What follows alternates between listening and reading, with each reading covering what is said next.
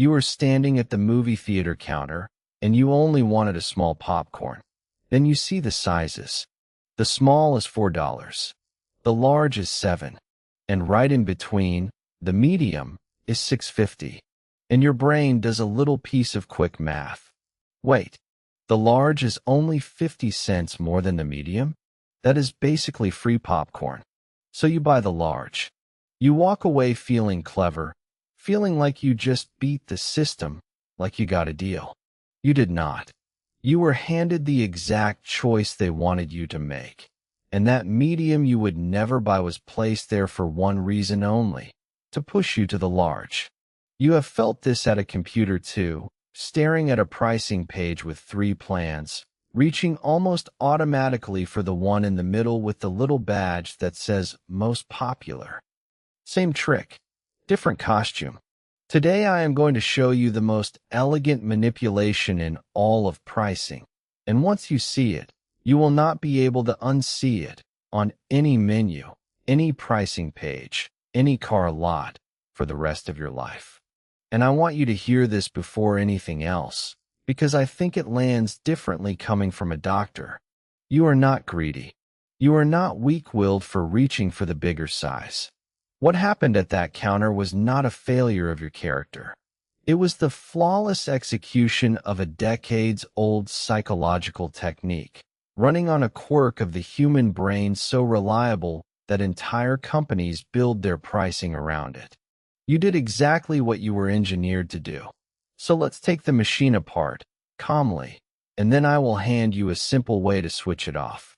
This trick has a name. Economists call it the decoy effect. In the research, it goes by a more precise and more revealing term, the asymmetric dominance effect. And it rests on a single, strange truth about your mind that we have been circling for 2 episodes now.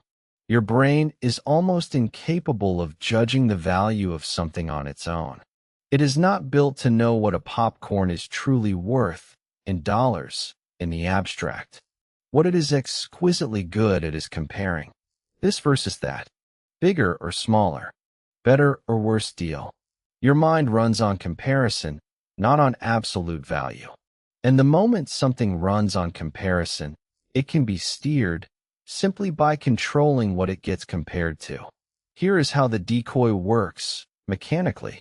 You start with 2 options, a small popcorn for $4 and a large for $7. Faced with just those 2, a lot of people shrug and buy the small. For dollars, fine, that is plenty. The large feels like a lot to pay. So the seller has a problem. They make far more profit on the large, but you keep choosing the small. What do? They do not lower the price of the large. They add a third option, the decoy, a medium, for $6.50. Now look at what just happened inside your head. The medium is almost as expensive as the large, but gives you much less. It is obviously a bad deal. And that bad deal is the entire point.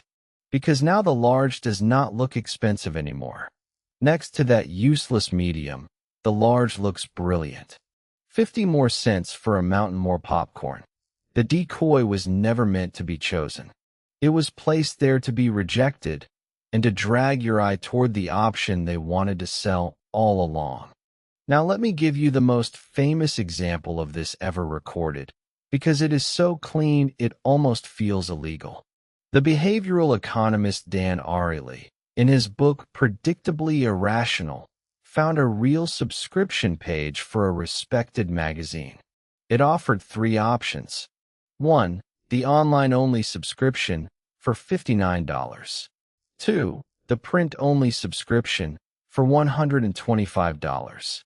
And 3. The print and online bundle, also for $125.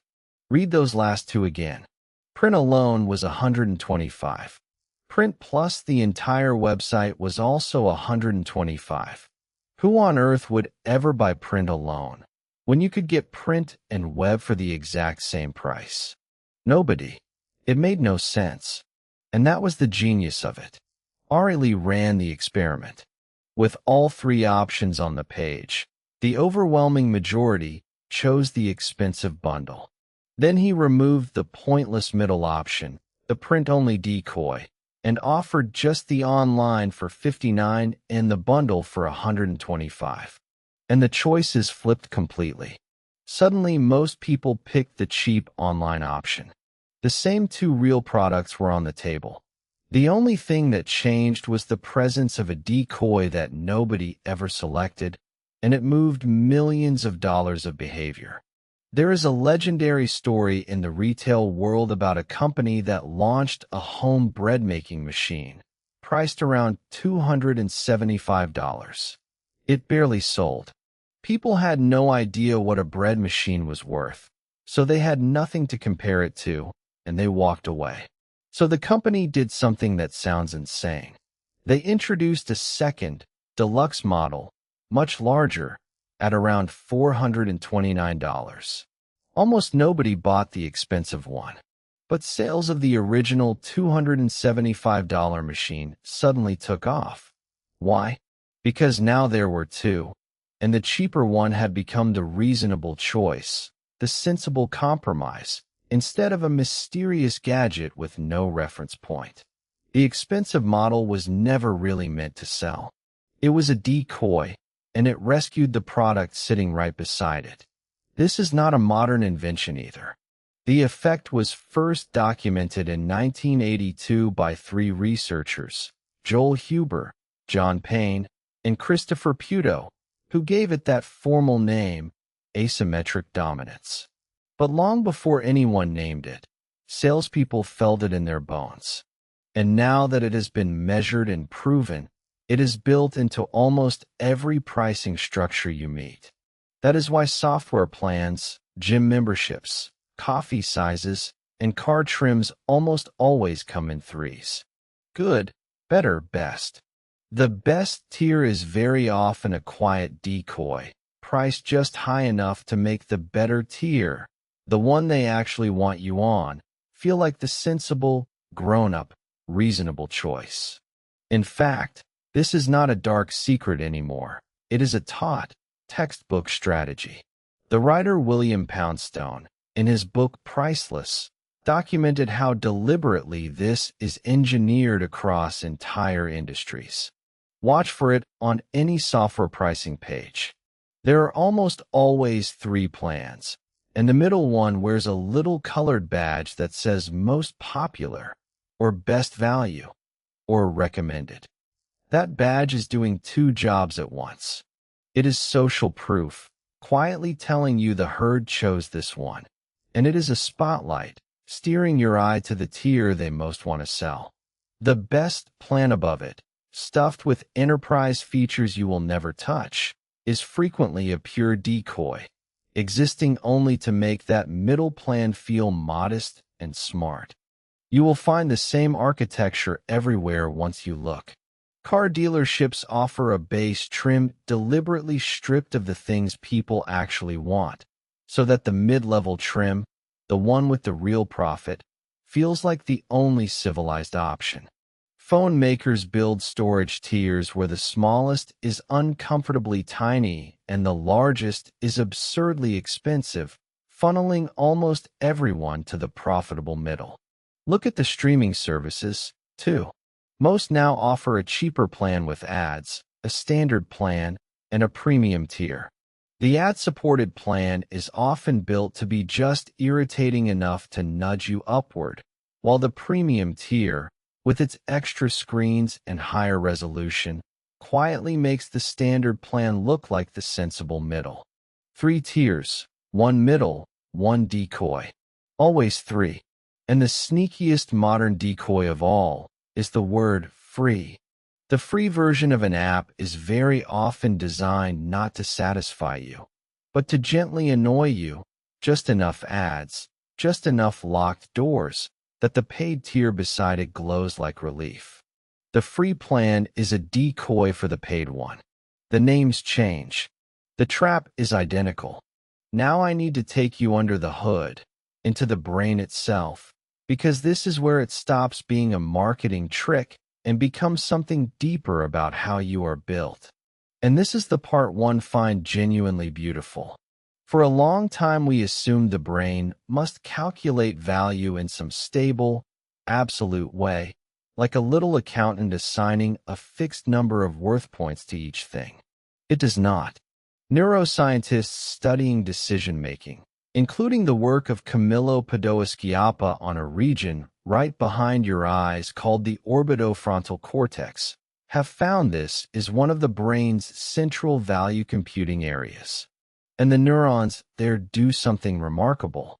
They encode value relative to the other options currently on offer. The firing of these value neurons rescales itself depending on the menu in front of you. Your brain does not store a fixed price for popcorn. It builds the value of that large popcorn on the spot, in the moment, by comparing it to whatever is sitting next to it. Change the neighbors, and you literally change the neural signal of value. The decoy is not fooling your opinion. It is reaching into the valuation machinery itself and turning a dial.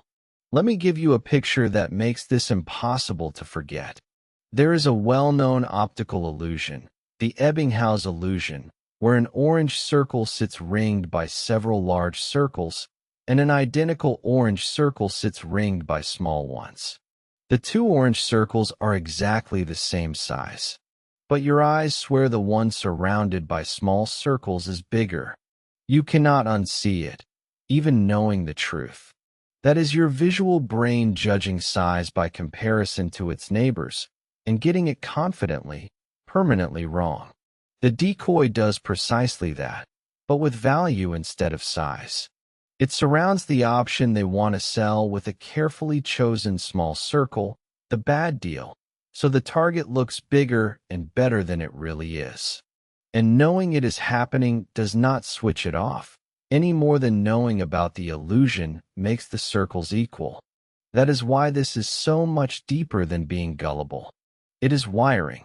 And notice the little jolt of pleasure you feel when you spot a deal. That reach for the large popcorn comes with a small, warm hit of reward, the sense of having outsmarted the system. That feeling is chemical. Your brain's reward circuitry fires not just for getting things, but for the feeling of getting a bargain relative to what you expected. Nobel-winning work by Daniel Kahneman showed that we judge almost everything against a reference point, gains and losses from where we happen to be standing, not absolute states. The decoy hands you a reference point on purpose, the bad deal, so that the target feels like a gain, and your own reward system rewards you for taking the bait. You are not just being tricked. You are being made to feel good about it. Now let me show you the second lever they pull on your brain, and you have felt this one too. It is called extremeness aversion, or the compromise effect, shown in classic work by Itamar Simonson and Amos Tversky. When we are unsure, and we usually are, we instinctively avoid the extremes. We do not want to look cheap by grabbing the smallest option, and we are afraid of being a fool by overpaying for the biggest. So we reach, with a little sigh of relief, for the middle. The middle feels safe. It feels balanced and wise. And sellers know this so well that they will add options they never expect you to buy, purely to create a new middle. Put a $45 bottle of wine on the menu, and suddenly the $25 bottle, which used to look expensive, becomes the comfortable middle choice, and the average amount every table spends quietly climbs. You think you are choosing moderation. You are choosing the position on the list that they engineered to be the middle. It is no accident that your coffee shop offers exactly 3 sizes, and that the jump from medium to large costs almost nothing. That is the popcorn counter again, in an apron. And there is one more piece to this, a cousin of the decoy, that I have to warn you about, because it works in the opposite direction. Sometimes the manipulation is not adding a cleverly useless option. Sometimes it is drowning you in options on purpose. There is a famous study by Sheena Iyengar and Mark Lepper, done in a real grocery store, with jam. On some days they set out a tasting table with 6 flavors. On other days, 24. The big display drew more curious people over, of course. But here's the twist. When there were only 6 jams, about 30% of the people who stopped actually bought one. When there were 24, only 3% did. More choice did not empower people. It paralyzed them. Faced with too many options, the tired brain, overwhelmed, simply walks away or grabs the easiest, most heavily marketed default just to end the discomfort. So the number of options is never an accident either. Too few, and they steer you with a decoy. Too many, and they exhaust you into the default.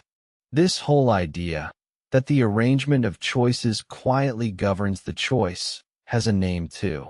Richard Thaler, another Nobel winner, and Cass Sunstein called it choice architecture in their book Nudge. Their point is simple and a little unsettling. There is no neutral way to present options. The order, the defaults, the number of them, the box that is already checked when the page loads, all of it pushes behavior, whether the designer means it or not. And most of the time, they mean it. The subscription that is pre-ticked. The recommended setting that happens to share your data. The donation amounts where the middle one is highlighted. The default is the most powerful nudge of all, because most people, tired and busy, simply accept whatever was already selected for them. Every default is a quiet bet someone placed on what you would do if you were not paying attention. And they time all of this for when you are weakest. Every decision you make burns a little mental energy, and as the day and the transaction wear on, your ability to weigh things carefully, quietly drains away. Researchers call it decision fatigue. It is why the upsells almost always come at the very end, after you have already chosen the car, the flight, the sandwich, when you are tired and just want to be finished. Would you like the extended warranty? The seat upgrade? The 3 add-on packages, one conveniently in the middle? By then you're careful. Comparing mind has clocked out for the day, and the default, or the middle, or the fear of missing out, walks right in. The exhausted brain does not deliberate. It defaults. You even see the decoy walking around on 2 legs. A skilled real estate agent will sometimes show you a tired, overpriced house first, not because they think you will buy it, but because it is a decoy, a bad deal to make the next house feel like a revelation. The car salesman who starts with the fully loaded model. The waiter who suggests the most expensive special before you have opened the menu. They are all planting a reference point, a circle to compare against, before you have had the chance to decide for yourself. So take a breath, because now we get to your part, the part where you take the choice back. And like last time, the defense is almost insultingly simple, because you are not going to try to outcalculate them.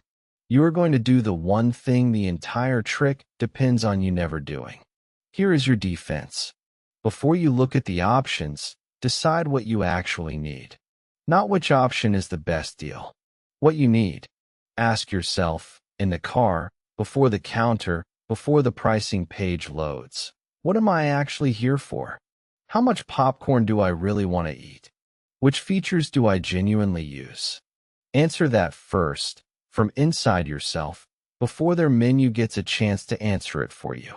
Because the decoy, the compromise effect, all of it, only works when you walk up with an empty, open mind and let the options define what is reasonable. The instant you arrive already knowing what you need, the decoy has nothing to grab onto. The useless medium becomes irrelevant, not tempting. You wanted a small. You get the small. The clever bundle they built to trap you just sits there, powerless, because you are no longer asking, which is the best deal? You are asking, which one gives me the thing I already decided I wanted? And when you can, do one more small move. Mentally delete the most expensive option or cover it with your hand and see if your choice changes.